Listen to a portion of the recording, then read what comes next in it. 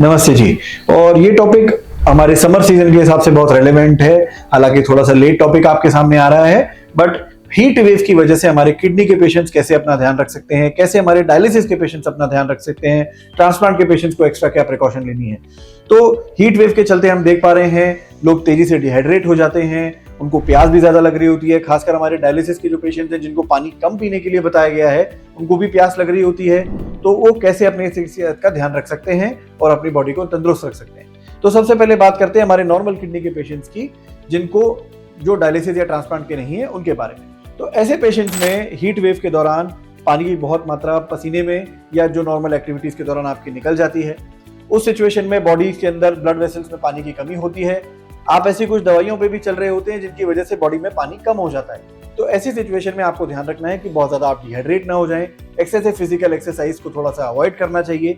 Light walking या brisk walking की जा सकती है, बट यदि आप एक्सेसिव एक्सरसाइज करेंगे तो डिहाइड्रेट हो सकते हैं। और ऐसी सिचुएशन में जो ड्रग्स आपकी हेल्प के लिए बने हैं, जिसमें बीपी के ड्रग्स आते हैं या आपकी बॉडी से पानी निकालने के लिए डाययूरेटिक्स का इस्तेमाल होता है, वो यदि आप चालू रखेंगे तो उनकी वजह से किडनी में फर्दर डैमेज आपको देखने को मिल सकता है। आप डिहाइड्रेट हो सकते हैं, आपकी किडनी को इंजरी हो सकती है।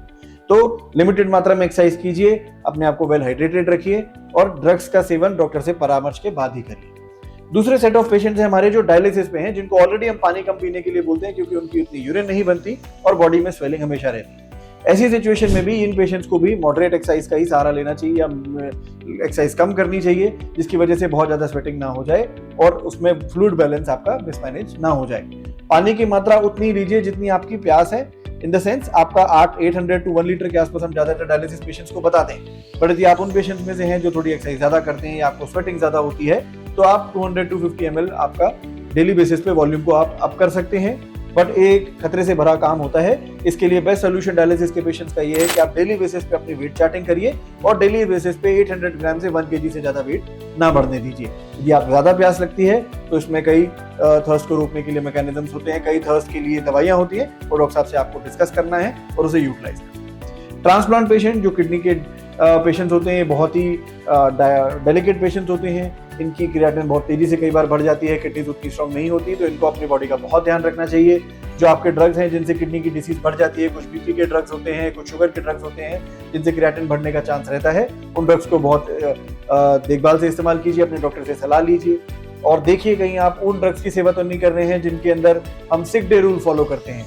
मीन्स यदि आपको वॉमिटिंग हो जाती है, लूज मोशन हो जाता है, पानी की मात्रा शरीर में कम होती है, तो कुछ ऐसे ड्रग्स होते हैं जिनको बंद करना होता है, तो उनको आपको जरूर बंद करना चाहिए ताकि आपकी किडनी में इंजरी ना आ जाए।